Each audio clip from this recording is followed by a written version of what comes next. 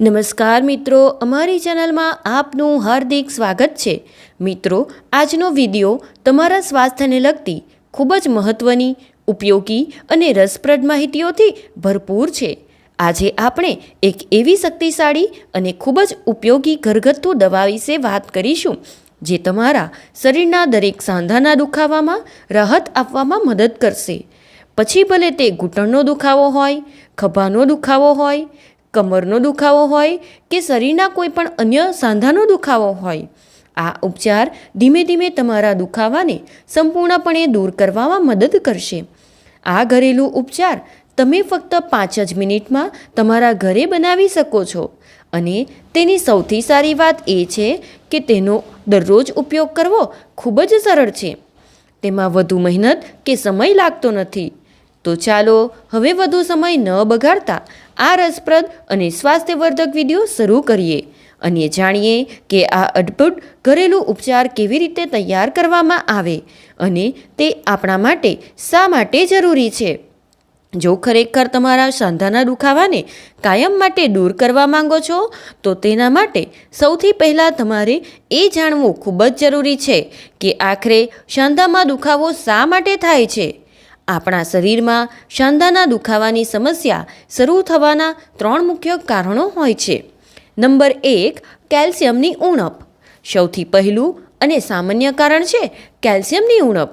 આપણા હાડકાં અને દાંતના સ્વાસ્થ્ય માટે કેલ્શિયમ અત્યંત મહત્ત્વપૂર્ણ છે. જ્યારે આપણા શરીરમાં કેલ્શિયમની માત્રા નથી હોતી ત્યારે હાડકાં નબળા પડવા લાગે છે. આ નબળાઈને કારણે સાંધા પર દબાણ વધે છે અને પરિણામે દુખાવો અને નબળાઈ અનુભવાય છે.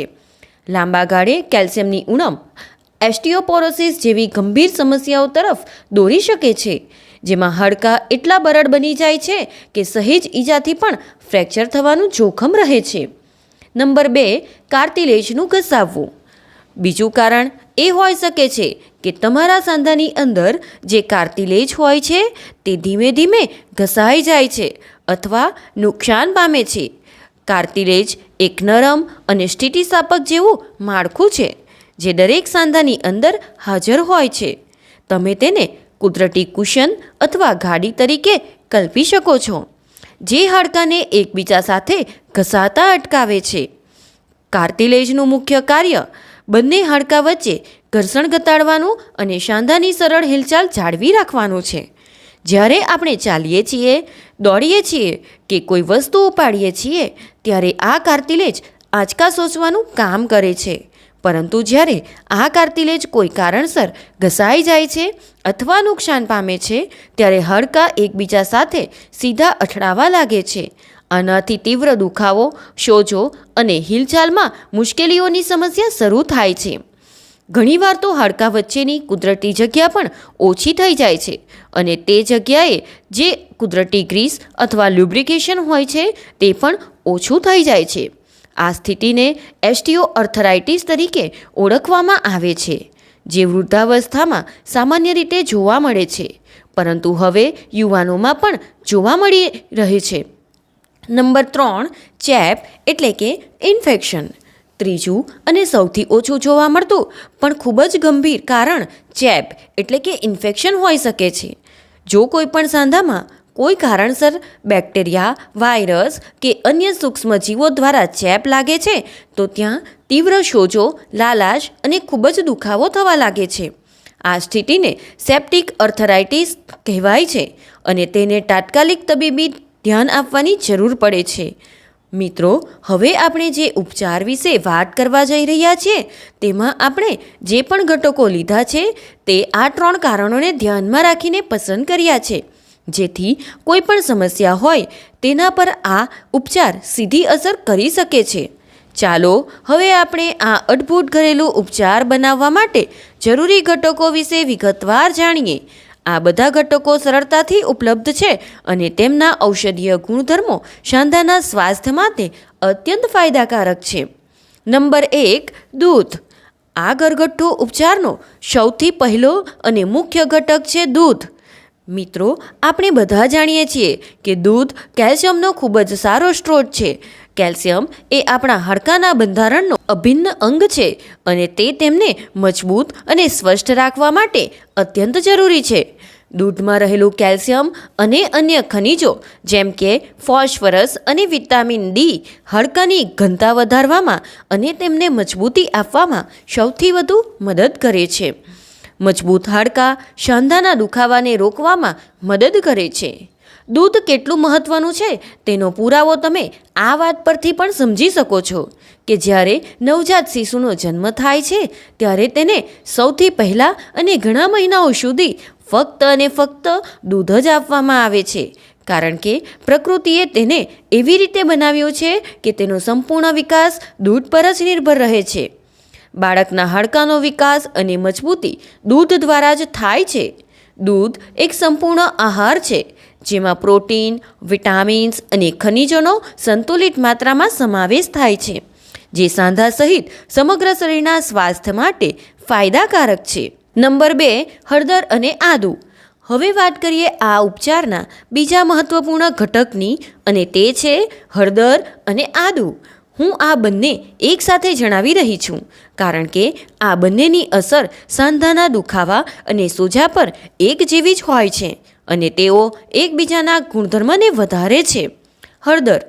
હળદરમાં કર્ક્યુમિન નામનો એક સક્રિય ઘટક હોય છે જે તેના શક્તિશાળી એન્ટી ઇન્ફ્લામેટરી ગુણધર્મો માટે જાણીતો છે. આ ગુણધર્મો સાંધામાં થતા સોજા અને બળતરાને ઘટાડવામાં ખૂબ અસરકારક છે. કર્ક્યુમિન કુદરતી રીતે પીડા નિવારક તરીકે પણ કામ કરે છે, જે સાંધાના દુખાવામાં રાહત આપવામાં મદદ કરે છે. હળદર એક ઉત્તમ એન્ટીઓક્સિડન્ટ પણ છે જે કોષોને નુકસાનથી બચાવે છે અને સાંધાના સ્વાસ્થ્યને જાળવવામાં મદદ કરે છે. આદુમાં જિંજર ઓલ્સ અને સોગલન્સ જેવા બાયોએક્ટિવ કમ્પાઉન્ડ હોય છે જે હળદરની જેમ જ એન્ટી ઇન્ફ્લામેટરી અને એનાલ્જેસિક ગુણધર્મો ધરાવે છે. જ્યારે તમે આદુ અને હળદર બંનેને ભેગા કરીને ઉપયોગ કરો છો ત્યારે તે તમારા સાંધામાં જે પણ સોજો હોય તેને ધીમે ધીમે ઘટાડે છે. આદુ રક્ત પરિભ્રમણને સુધારવામાં પણ મદદ કરે છે, જે સાંધાના ક્ષતિગ્રસ્ત કોષો સુધી પોષક તત્વોને પહોંચાડવામાં મદદરૂપ થાય છે. હળદર અને આદુ સાથે ઉપયોગના ફાયદા. જ્યારે હળદર અને આદુ બંને ભેગા કરવામાં આવે છે ત્યારે તેમની અસર અનેક ગણી વધી જાય છે. આ ઉપરાંત તેમને એક મોટો ફાયદો એ પણ થાય છે કે તેઓ કાર્ટિલેજ રિપેરિંગ પ્રક્રિયાને ઝડપી બનાવે છે. એટલે કે જો કાર્ટિલેજ ઘસાઈ ગયું હોય તો તેના પર કુદરતી હીલિંગ અસર આવે છે અને ત્યાં ફરીથી ગ્રીસ એટલે કે લુબ્રિકેશન બનવાનું શરૂ થાય છે, જેનાથી હાડકાં વચ્ચેની હિલચાલ ફરીથી સરળ એટલે કે સ્મૂથ બને છે અને જકડન ઓછી થાય છે. મિત્રો, હવે આપણે જાણીશું કાર્ટિલેજ શા માટે ઝડપથી ઘસાય છે. ક્યારેક તમે વિચાર્યું છે કે કાર્ટિલેજ આટલું જલ્દી શા માટે ઘસાઈ જાય છે? તેના 2 મુખ્ય કારણો હોય છે જે 90% લોકોમાં જોવા મળે છે. એક, વધારે વજન અથવા સ્થૂળતા. સૌથી પહેલું અને સામાન્ય કારણ છે વધારે વજન અથવા સ્થૂળતા. જ્યારે આપણું વજન વધારે હોય છે ત્યારે સાંધા પર, ખાસ કરીને ઘૂંટણ અને કમરના સાંધા પર જરૂર કરતાં વધારે દબાણ પડે છે. આ અતિશય દબાણને કારણે કાર્ટિલેજ પર સતત ઘસારો લાગે છે અને ધીમે ધીમે તે ઘસાવા લાગે છે. વજન ઘટાડવું એ સાંધાના સ્વાસ્થ્યને સુધારવા માટે સૌથી અસરકારક પગલાં પૈકી એક છે. 2, કોલેજનની ઉણપ. બીજું અને સૌથી મહત્વપૂર્ણ કારણ છે કોલેજનની ઉણપ. કોલેજન એક કુદરતી પ્રક્રિયા છે જે આપણા શરીરના ઘણા બધા કનેક્ટિવ ટિશ્યુઝનો મુખ્ય ઘટક છે, જેમાં કાર્ટિલેજ પણ સામેલ છે. કોલેજન કાર્ટિલેજને સ્થિતિસ્થાપકતા અને મજબૂતી પ્રદાન કરે છે. તમારા સાંધાની અંદર જે કાર્ટિલેજ હોય છે તેનો લગભગ 90% ભાગ કોલેજનથી જ બનેલો હોય છે.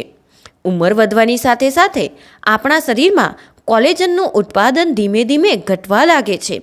આ પ્રક્રિયાને કારણે કાર્ટિલેજ નબળું પડવા લાગે છે અને તેની રિપેર કરવાની ક્ષમતા પણ ઘટી જાય છે. પરિણામે સાંધામાં દુખાવો અને જકડનની ફરિયાદ શરૂ થાય છે. તો જો તમારી ઉંમર વધી રહી છે અથવા તમે પહેલાંથી જ સાંધાના દુખાવાથી પરેશાન છો તો તમારે તમારા આહારમાં એવી વસ્તુઓ સામેલ કરવી જોઈએ જે તમારા શરીરમાં કોલેજનની માત્રા વધારે. અહીં કેટલાક ઉત્તમ શાકાહારી ખોરાક વિશે વિગતવાર માહિતી આપેલી છે જે તમારા શરીરમાં કોલેજનનું ઉત્પાદન વધારવામાં મદદ કરી શકે છે. 1. લીલા પાંદડાવાળા શાકભાજી એક ખૂબ જ સારી વસ્તુ છે જે કુદરતી રીતે કોલેજનને વધારે છે. લીલા પાંદડાવાળા શાકભાજી પાલક, મેથી, સરસવ, બથુઆ, કોબીજ, કીડ જેવી બધી જ લીલા પાંદડાવાળી શાકભાજી કોલેજનના કુદરતી સ્ત્રોત છે. તેમાં વિટામિન સી, વિટામિન કે, ફોલેટ અને ઘણા એન્ટીઓક્સિડન્ટ ભરપૂર માત્રામાં હોય છે જે કોલેજનના ઉત્પાદનને ટેકો આપે છે અને સાંધાના સોજાને ઘટાડવામાં મદદ કરે છે. તેમનો નિયમિત ઉપયોગ તમારા સાંધા માટે ખૂબ જ ફાયદાકારક હોઈ શકે છે. 2. ટામેટાં. આ ઉપરાંત તમે ટામેટાનો પણ નિયમિત ઉપયોગ કરી શકો છો. ટામેટામાં લાઇકોપીન નામનો શક્તિશાળી એન્ટીઓક્સિડન્ટ હોય છે. લાઇકોપીન ત્વચાને નુકસાનથી બચાવવામાં મદદ કરે છે અને શરીરમાં કોલેજનના ઉત્પાદનને પ્રોત્સાહન આપે છે. ટામેટામાં વિટામિન સી પણ સારી માત્રામાં હોય છે જે કોલેજન સંશ્લેષણ માટે અનિવાર્ય છે. 3. બ્રોકોલી. આ સાથે બ્રોકોલીનું સેવન કરવું પણ ખૂબ ફાયદાકારક છે. બ્રોકોલી એક સુપરફૂડ છે જેમાં ફાઇબર, વિટામિન સી, વિટામિન કે અને અન્ય ઘણા જરૂરી ખનિજો જેમ કે પોટેશિયમ અને મેંગેનીઝ ભરપૂર માત્રામાં હોય છે. વિટામિન સી ન ફક્ત રોગ પ્રતિકારક શક્તિને મજબૂત બનાવે છે પરંતુ તમારા હાડકાં અને સાંધાને પણ સ્વસ્થ જાળવી રાખવામાં મદદ કરે છે. બ્રોકોલીમાં રહેલા સલ્ફોરાફિન જેવા ઘટકો પણ સાંધાના સોજાને ઘટાડવામાં મદદ કરી શકે છે. 4. લીંબુ અને સંતરા જેવા ખાટા ફળો. લીંબુ, સંતરા, મોસંબી, આમળા જેવા ખાટા ફળો વિટામિન સીનો ઉત્તમ સ્ત્રોત છે. વિટામિન સી કોલેજનના નિર્માણ માટે એક અનિવાર્ય સહકારક એટલે કે કોફેક્ટર છે. તે પ્રોકોલેજન નામના પ્રિકર્સ પ્રોટીનને કોલેજનમાં રૂપાંતરિત કરવામાં મદદ કરે છે. તમારા દૈનિક આહારમાં આ ફળોનો સમાવેશ કરવાથી કોલેજનનું ઉત્પાદન વધારવામાં મદદ મળશે. 5. નટ્સ અને બીજ.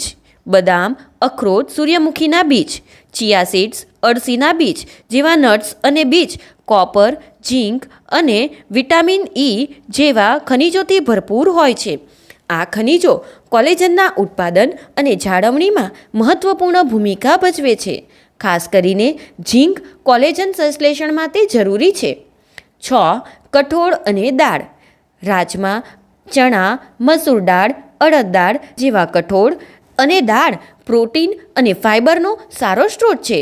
પ્રોટીન એ એમિનો એસિડથી બનેલું હોય છે જે કોલેજનના નિર્માણ બ્લોક્સ છે. તમારા આહારમાં પૂરતા પ્રમાણમાં પ્રોટીનનો સમાવેશ કરવો એ કોલેજનના ઉત્પાદન માટે ખૂબ જ મહત્વપૂર્ણ છે. 7. શાકાહારી કોલેજન સપ્લિમેન્ટ. જો તમે તમારા આહારમાંથી પૂરતું કોલેજન મેળવી શકતા નથી તો ગભરાવાની જરૂર નથી. બજારમાં આજકાલ ઘણા સારી ગુણવત્તાવાળા શાકાહારી કોલેજન સપ્લિમેન્ટ પણ ઉપલબ્ધ છે. આ સપ્લિમેન્ટ સામાન્ય રીતે છોડ આધારિત ઘટકોમાંથી બનાવવામાં આવે છે જે કોલેજનના ઉત્પાદનને ટેકો આપે છે. તમે ડૉક્ટરની સલાહ લઈને તેમનું સેવન કરી શકો છો. નંબર 3. દાલચીની તજ. હવે વાત કરીએ આ ઘરેલું ઉપચારના ત્રીજા જરૂરી ઘટકની અને તે છે દાલચીની તજ. દાલચીની એક એવી આયુર્વેદિક ઔષધિ છે જેમાં સિનેમેલ્ડિહાઇડ નામનો એક સક્રિય કમ્પાઉન્ડ જોવા મળે છે. આ કમ્પાઉન્ડ ખૂબ જ શક્તિશાળી એન્ટી ઇન્ફ્લામેટરી અને એનાલ્જેસિક એટલે કે દર્દ ઓછું કરનાર ગુણધર્મોથી ભરપૂર હોય છે. તે સાંધામાં થતા બળતરા અને સોજાને અસરકારક રીતે ઘટાડે છે. દાલચીની ના ફક્ત સાંધાના સોજાને ઓછું કરે છે પરંતુ તે કાર્ટિલેજના સમારકામમાં પણ મદદ કરે છે. તે કાર્ટિલેજના નુકસાનને ધીમું કરવામાં અને તેના પુનઃનિર્માણમાં ભૂમિકા ભજવી શકે છે. આનાથી સાંધાની અંદર ગ્રીસ એટલે કે લ્યુબ્રિકેશન વધે છે અને મૂવમેન્ટ સરળ બની જાય છે. પરિણામે જકડન ઓછી થાય છે અને સાંધા વધુ લવચીક બને છે. દાલચીની રક્ત પરિભ્રમણને સુધારવામાં પણ મદદ કરે છે, જ્યાં ક્ષતિગ્રસ્ત સાંધાના કોષો સુધી પોષક તત્વો અને ઓક્સિજન પહોંચાડવામાં મદદ કરે છે, જેથી હીલિંગ પ્રક્રિયા ઝડપી બને છે. નંબર 4, કાળી મરી. હવે વાત આવે છે આ ઘરેલું ઉપચારના છેલ્લા પરંતુ ખૂબ જ જરૂરી ઘટકની, અને તે છે કાળી મરી.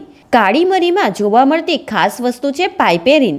પાઇપેરિન એક એવું તત્વ છે જે ના ફક્ત પાચનને બહેતર બનાવે છે, પરંતુ તેની અંદર પણ એન્ટી ઇન્ફ્લામેટરી ગુણધર્મો હોય છે. જ્યારે તમે કાળી મરીને આ ઉપચારમાં ભેળવી લો છો, ત્યારે તેનાથી ઉપચારના બાકીના બધા ઘટકો, ખાસ કરીને હળદરમાં રહેલા કક્યુરમેનના શોષણ એટલે કે એબ્ઝોર્પ્શન અને જૈવ ઉપલબ્ધતા વધી જાય છે. આનો અર્થ એ થાય છે કે તમારા શરીરને આ ઘટકોનો પૂરો ફાયદો મળી શકે છે, કારણ કે તેઓ શરીરમાં વધુ અસરકારક રીતે શોષાય છે અને ઉપયોગમાં લેવાય છે. કાળી મરીમાં એન્ટીઓક્સિડન્ટ ગુણધર્મો પણ હોય છે, જે શરીરમાં મુક્ત રેડિકલ્સ એટલે કે ફ્રી રેડિકલ્સના કારણે થતા નુકસાનને ઘટાડવામાં મદદ કરે છે, જે સાંધાના સ્વાસ્થ્ય માટે પણ ફાયદાકારક છે. મિત્રો, હવે આપણે જાણીશું આ ઘરેલું ઉપચાર કેવી રીતે બનાવવો. આ ઉપચાર બનાવવો ખૂબ જ સરળ છે અને તમે તેને તમારા રસોડામાં જ તૈયાર કરી શકો છો. નંબર 1, સામગ્રી ભેગી કરો. 1 ગ્લાસ દૂધ, લગભગ 200 થી 250 ml, શક્ય હોય તેટલું ઓછી ચરબીવાળું દૂધ વાપરો. 1 ચમચી છીણેલું તાજું આદું, લગભગ 5 થી 6 ગ્રામ આદુને ધોઈને છોલી લો. અડધી ચમચી હળદર પાવડર, સારી ગુણવત્તાવાળી હળદરનો ઉપયોગ કરો. દાલચીનીનો 1 થી 1.5 ઇંચનો ટુકડો અથવા લગભગ 1/4 ચમચી એટલે કે 1/4 ટીસ્પૂન દાલચીની પાવડર. 3 થી 4 કાળી મરીના દાણા. તાજા કચરેલા મરી વધુ અસરકારક રહેશે. જો ડાયાબિટીસ ન હોય તો સ્વાદ માટે થોડું મધ અથવા સાકર લઈ શકો છો. નંબર 2, દૂધ ગરમ કરો. સૌથી પહેલાં તમારે 1 ગ્લાસ દૂધ લેવાનું છે. આ દૂધને એક સ્ટીલના વાસણમાં નાખો. ગેસ પર મધ્યમ આંચે ઉકળવા મૂકો. દૂધને તળિયે ચોંટતા અટકાવવા માટે વચ્ચે વચ્ચે હલાવતા રહો. નંબર 3, ઘટકો ઉમેરો. જ્યારે દૂધ થોડું ગરમ થઈ જાય અને હળવા પરપોતા આવવા લાગે, ઉકળતા પહેલાંની સ્થિતિ, ત્યારે તેમાં 1 ચમચી છીણેલું તાજું આદું નાખો. આનાથી અડધી જ ચમચી હળદર પાવડર પણ નાખો. હવે તેમાં દાલચીનીનો 1 થી 1.5 ઇંચનો ટુકડો નાખો. જો તમારી પાસે દાલચીની પાવડર હોય તો લગભગ 1/4 ચમચી તેમાં ભેળવી શકો છો. હવે તમારે 3 થી 4 કાળી મરી લેવાની છે. તેમને હળવા હાથે કચડી લો. ખાણી દસ્તાનો ઉપયોગ કરીને પણ કચડી શકો છો. આ ઉકળતા દૂધમાં નાખી દો. નંબર 4, ઉકાળો અને ઘટાડો. હવે બધી વસ્તુઓને બરાબર મિક્સ કરી લો. 1 ચમચા વડે હલાવો, જેથી બધા જ ઘટકો દૂધમાં ભળી જાય. આ બધાને ત્યાં સુધી ઉકાળો જ્યાં સુધી દૂધ ફક્ત તૃતીય-ચતુર્થાંશ એટલે કે 70 થી 75% સુધી ના રહી જાય. મતલબ કે જો 1 ગ્લાસ દૂધ લીધું હોય તો ઉકાળ્યા પછી તે લગભગ 3/4 ગ્લાસ રહી જવું જોઈએ. આ પ્રક્રિયામાં લગભગ 5 થી 7 મિનિટ લાગી શકે છે. દૂધને ધીમા તાપે ઉકળવા દો, જેથી ઘટકોના ગુણધર્મો દૂધમાં સારી રીતે ભળી જાય. નંબર 5, ગાળી લો અને પીરસો. જ્યારે દૂધ બરાબર ઉકળી જાય અને બધા ઘટકોનો અર્ક એમાં આવી જાય, ત્યારે ગેસ બંધ કરી દો. હવે આ મિશ્રણને એક ઝીણી ગળણી વડે ગાળી લો અને કોઈ કપ કે ગ્લાસમાં કાઢી લો, જેથી આદુ, દાલચીની અને મરીના ટુકડા અલગ થઈ જાય અને પીણું પીવામાં સરળ રહે. મિત્રો, હવે આપણે જાણીશું કે આ ઉપચારનું સેવન કેવી રીતે કરવું. આ તૈયાર કરેલા પૌષ્ટિક પીણાને તમે રોજ એકવાર જરૂર પીવો. આ પીણું તાજું બનાવીને પીવું વધુ અસરકારક છે. જો તમે ઈચ્છો તો તેનો સ્વાદ વધારવા માટે તેમાં થોડું મધ અથવા સાકર ભેળવી શકો છો. પરંતુ જો તમને ડાયાબિટીસ એટલે કે બ્લડ શુગરની સમસ્યા છે તો મધ કે સાકરનો ઉપયોગ બિલકુલ ન કરો. તમે ખાંડ વગર પણ તેનો સ્વાદ માણી શકો છો. આ ઉપચાર તમે જેવો જ લેવાનું શરૂ કરશો, તમને પહેલા જ દિવસથી હળવા ફેરફારો અનુભવવા મળશે. જે હિલચાલમાં અવરોધ હતો, જે સવારે જકડન અથવા જે રાત્રે સાંધામાં ભારેપણું અનુભવાતું હતું, તે ધીમે ધીમે ઓછું થઈ જશે. તમારે તેને સતત 21 દિવસ સુધી નિયમિતપણે લેવાનું છે. કોઈપણ ગેરહાજરી વિના નિયમિતતા જ આ ઉપચારની સફળતાની ચાવી છે. જો તમે આ નુસ્ખો 21 દિવસ સુધી સતત લીધો તો તમને ખૂબ જ ચોંકાવનારા પરિણામો મળશે. તમારો દુખાવો 90% સુધી ઓછો થઈ શકશે અને તમારી હિલચાલ કાફી સરળ બની જશે. તમે તમારા સાંધામાં વધુ લવચિકતા અને આરામ અનુભવશો. હવે જાણીએ કે એને પીવાનો શ્રેષ્ઠ સમય શું છે. એને સૌથી સારો સમય છે સવારનો નાસ્તો કર્યાના લગભગ 1 કલાક પછી. આ સમયે તમારું પેટ સહેજ ભરેલું હશે અને ઘટકો વધુ સારી રીતે શોષાઈ શકે છે. અથવા તમે તેને સાંજના સમયે પણ લઈ શકો છો. ધ્યાન રાખો કે તેને જમ્યા પછી તરત જ નથી લેવાનું. ભોજન અને આ પીણા વચ્ચે ઓછામાં ઓછું 1 કલાકનું અંતર રાખવું ખૂબ જ જરૂરી છે, જેથી તે સારી રીતે શોષાઈ શકે અને પાચન તંત્ર પર બોજ ન પડે. તો મિત્રો, આજના વિડીયોમાં બસ આટલું જ. જો તમને વિડીયો ગમ્યો હોય તો વિડીયોને લાઇક કરો, શેર કરો અને જો તમે અમારી ચેનલ પર નવા હોવ તો ચેનલને સબસ્ક્રાઈબ જરૂરથી કરજો. આભાર. જય શ્રી કૃષ્ણ. રાધે રાધે.